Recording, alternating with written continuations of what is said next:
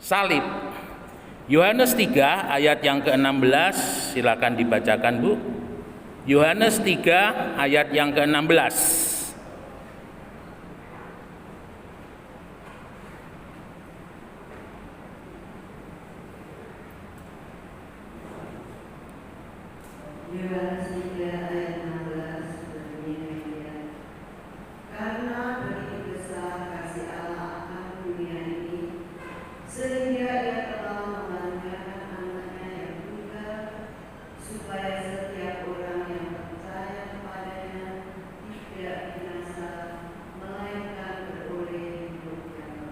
Iya, terima kasih.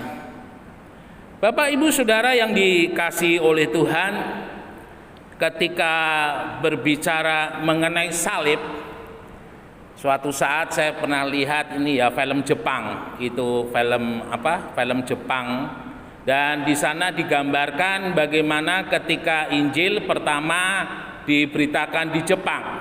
Jadi modelnya orang Jepang itu kalau salib itu tidak seperti salib yang model yang kita tahu, salib model huruf T begitu, tetapi salibnya itu melintang, letter X begitu. Jadi orang disalib tangannya dan kakinya itu model X, dan itu sangat mengerikan sekali. Lalu kemudian kalau saudara lihat ada salib model huruf T ya.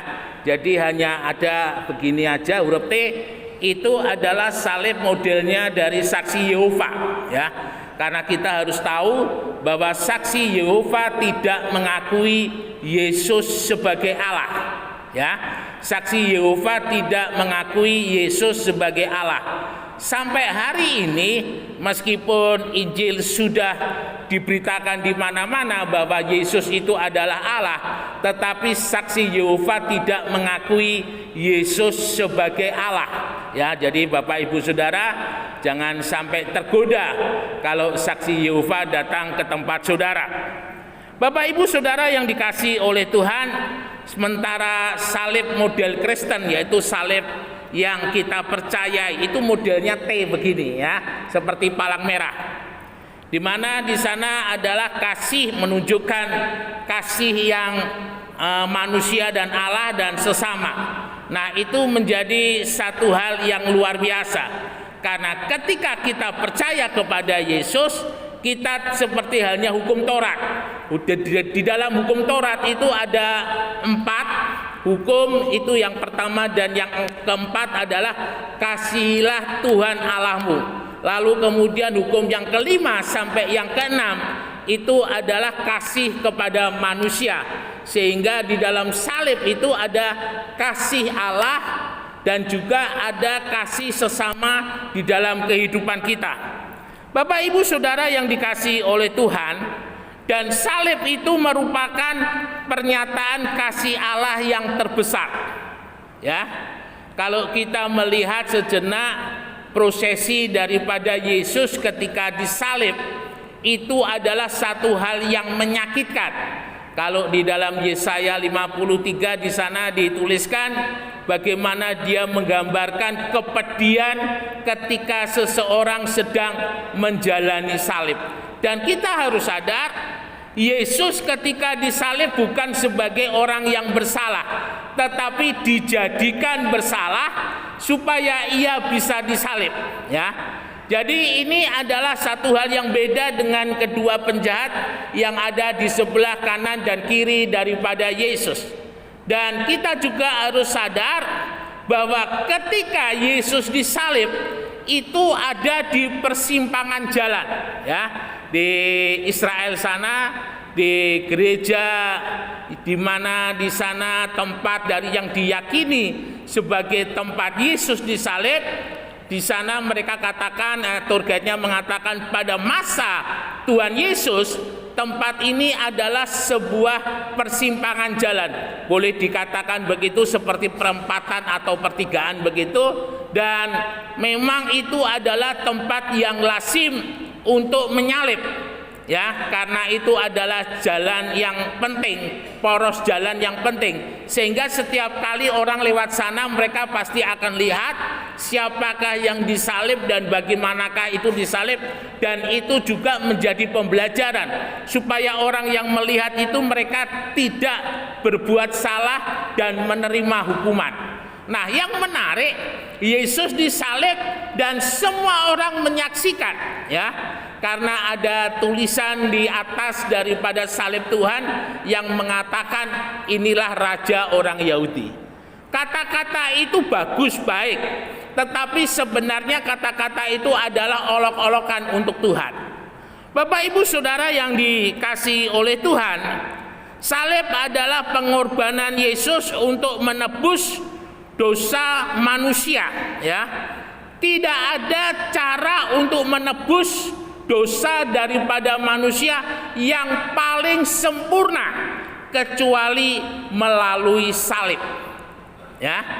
Nah, di dalam salib kita harus sadar ketika Yesus melaksanakan hukuman salib, Yesus dalam kondisi sebagai orang yang tidak berdosa, sebagai orang yang kudus, sebagai anak Allah yang hidup. Dan ini seperti yang seringkali saya katakan dibuktikan dengan kain kafan yang ada di Turin. Jadi kain kafan yang ada di Turin itu berasal dari Konstantinopel, atau kalau sekarang di Turki, ya. Itu peninggalan daripada Kaisar Konstantin yang membangun kota Konstantinopel, dan di sana ada kain kafan yang diyakini sebagai kain kafan Yesus. Karena itu berasal dari pejuang-pejuang yang pada waktu itu mereka merebut kain kafan itu dan menyembunyikan di Konstantin. Tetapi setelah Konstantin dikalahkan, mereka akhirnya membawa kain kafan itu di Turin. Nah, yang menarik Bapak Ibu Saudara yang seringkali saya katakan, bahwa kain kafan di Turin itu setelah diselidiki, ternyata hanya ditemukan satu kromosom, yaitu kromosom laki-laki. Tidak ada kromosom perempuan. Biasanya darah manusia itu terdiri dari kromosom laki-laki dan kromosom dari perempuan. Karena itu adalah salah satu bagian yang penting daripada pembawa sifat. Jadi di sini kita bisa simpulkan dari kain kafan yang ada di Turin. Jadi yang dibawa oleh Yesus itu adalah sifatnya Allah, kehadirannya Allah yang ada di dalam kehidupan Yesus, sehingga Yesus tidak pernah dan tidak akan pernah melakukan dosa, ya. Ini harus kita tahu bahwa Yesus tidak pernah berdosa dan tidak akan pernah melakukan dosa. Jadi betul-betul Yesus itu sebagai seorang anak Allah yang kudus.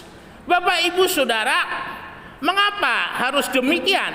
Kita harus sadar bahwa persembahan bangsa Israel itu adalah persembahan yang kudus.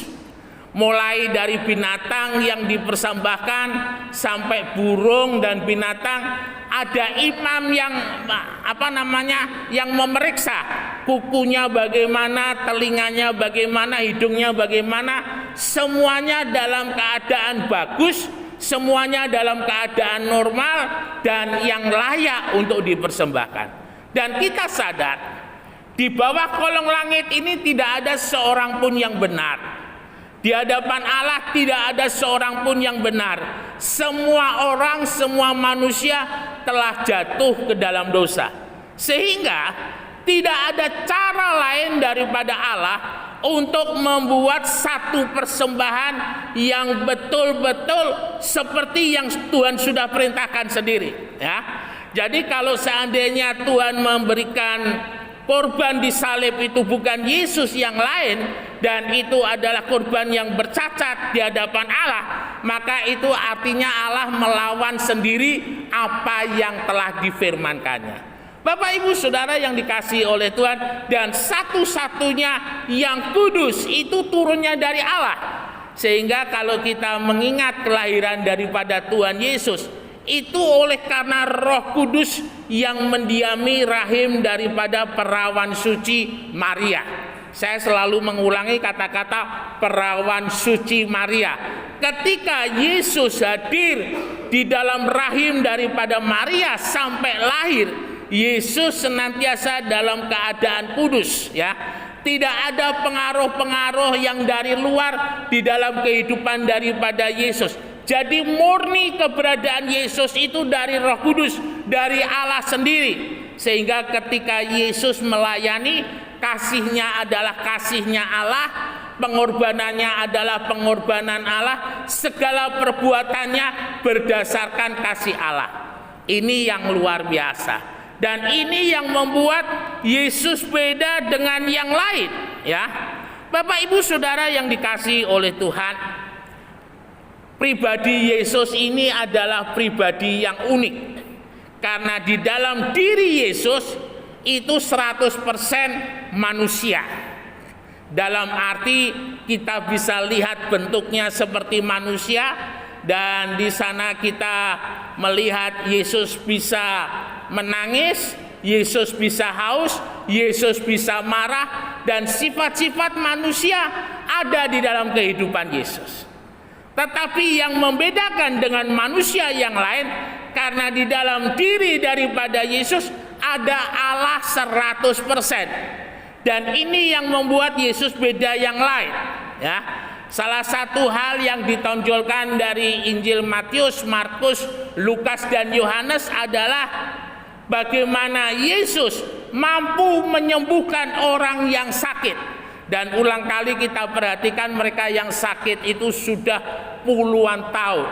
Dan kalau boleh saya katakan, tidak ada dokter yang bisa menolong daripada orang-orang yang sakit ini. Kemudian kita melihat situasi-situasi dari yang tidak ada menjadi ada. Itu dilakukan oleh Yesus.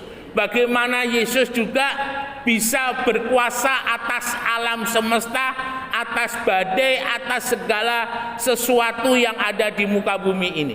Nah, itu yang membedakan Yesus dengan manusia yang lain, karena manusia yang lain tidak ada sifat ilahi di dalam kehidupannya. Tidak ada kuasa ilahi yang menyertai di dalam kehidupannya. Nah, ini yang membuat satu keunikan ketika kita percaya kepada Tuhan Yesus. Kita melihat ketika Tuhan Yesus, ketika kita memohon pertolongan daripada Tuhan Yesus, kita melihat Tuhan Yesus itu sebagai gambaran daripada, bisa kita gambarkan sebagai orang tua yang mengasihi kita. Di sisi yang lain kita melihat dengan mujizatnya Yesus bisa melakukan sesuatu yang tidak pernah kita pikir, yang tidak pernah kita duga bahwa Yesus akan memberikan kepada kita. Nah, itu keunikan daripada Yesus sebagai manusia 100% dan Allah 100%. Mari Bapak Ibu Saudara, kita mau melihat yang berikutnya di dalam Lukas 1. Lukas 1 kita minta tolong Bu untuk dibacakan. Lukas 1 ayat yang ke-30 sampai yang ke-33.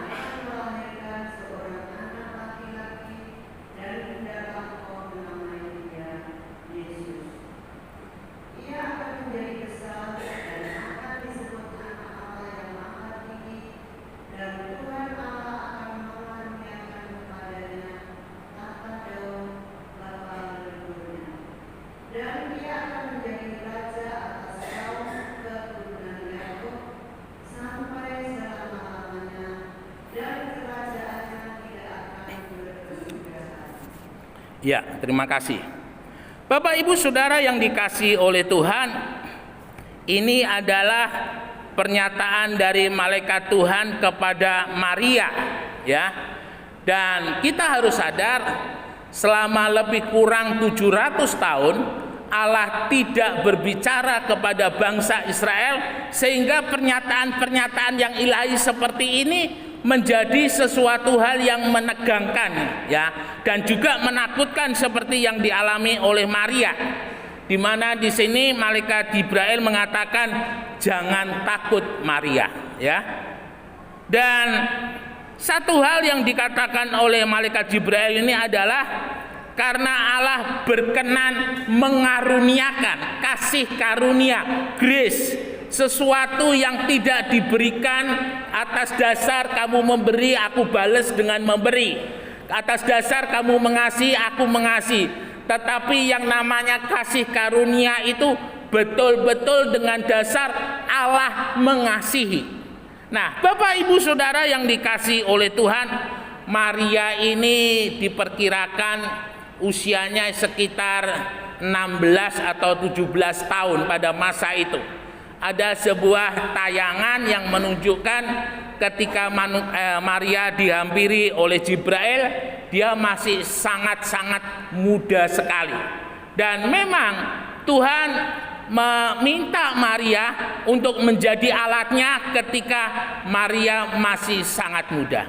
Bapak Ibu Saudara yang dikasihi oleh Tuhan, dan di sini kita boleh melihat Maria mendapatkan kasih karunia, sesuatu yang Tuhan tidak berikan kepada yang lain, tetapi khusus Tuhan berikan kepada Maria. Dan dikatakan satu hal yang luar biasa, sebagai anak gadis dikatakan kamu akan hamil. Bapak Ibu Saudara, tentunya kata-kata bahwa Maria akan hamil menjadi sesuatu hal yang membingungkan, ya. Karena Maria berkata dia belum bersuami, dengan kata yang lain dia belum menikah dan belum mempunyai suami. Bagaimana bisa dia hamil? Lalu kemudian malaikat mengatakan bahwa Maria akan hamil dari Roh Kudus.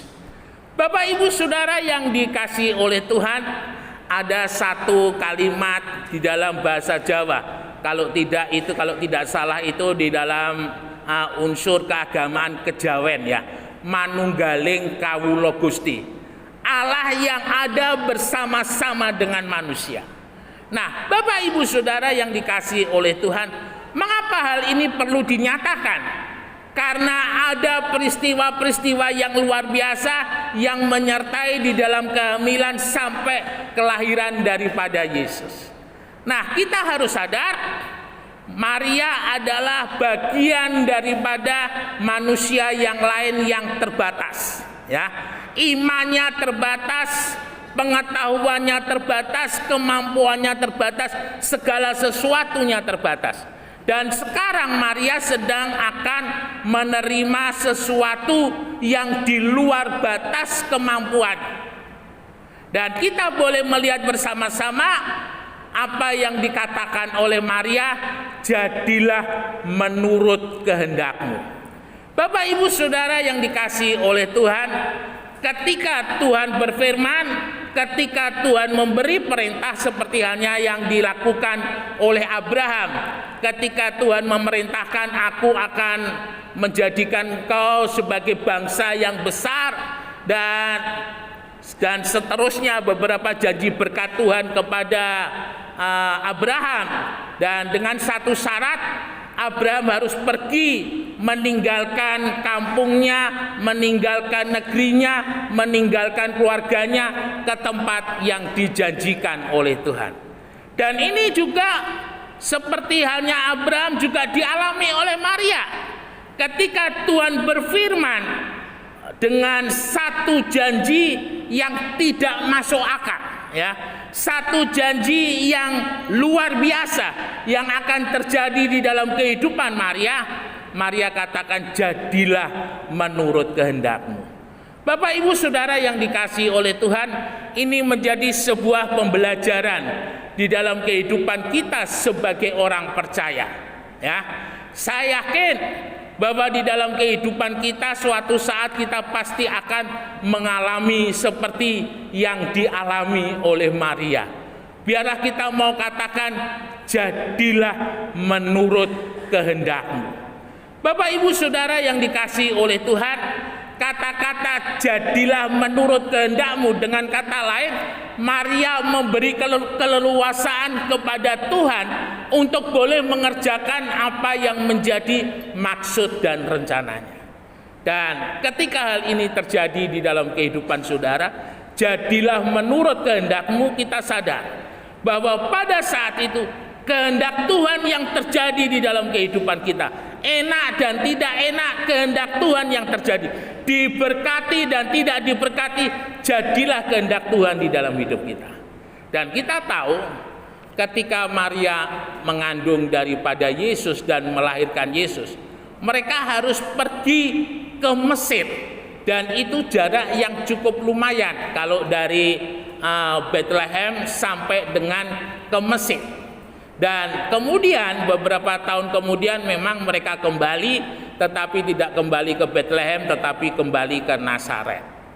Bapak Ibu Saudara yang dikasihi oleh Tuhan, memang ketika kita memilih menjadikan Tuhan sebagai kebenaran di dalam kehidupan kita, menjadi Tuhan sebagai rencana dan kehendak Tuhan di dalam kehidupan kita, ada harga yang harus kita bayar. Memang, tetapi jangan takut. Tuhan, kalau Tuhan izinkan di dalam kehidupan kita, ada ayat mengatakan kalau kita disakiti, maka Tuhan yang akan membalut luka itu. Kita ingat pengalaman daripada Ayub, ya. Bagaimana Ayub di dalam kehidupannya harus menderita sedemikian rupa. Harta bendanya habis, anaknya mati, istrinya meninggalkan, tetapi Ayub tetap setia kepada Tuhan. Saudara, dan kita lihat seperti halnya hambaku Ayub yang begitu setia, Tuhan mengembalikan harta benda Ayub 100 kali lipat dalam waktu yang tidak lama. Ya, bisa jadi ketika Ayub mendapatkan harta bendanya di Fatsal 1 atau Fatsal 2 itu berpuluh-puluh tahun Ayub baru mendapatkan. Tapi setelah Tuhan izinkan semuanya terjadi, hanya butuh kurang lebih sekitar 2 tahun saja Ayub dipulihkan keadaannya. Saudara yang dikasihi oleh Tuhan, apapun yang hari ini terjadi, ingatlah Tuhan Yesus sangat baik. Tuhan Yesus sangat sayang di dalam kehidupan kita. Ketika kita menghadapi segala sesuatu yang terjadi, biarlah mulut kita selalu mengatakan Tuhan Yesus baik, selalu baik, amat baik. Dan ketahuilah Tuhan ada bersama-sama dengan kita. Orang benar, dia tidak akan dibiarkan jatuh dan tergeletak. Tangan Tuhan akan menopang, mengangkat kembali di dalam kehidupannya untuk menikmati janji-janji Tuhan terjadi di dalam kehidupannya.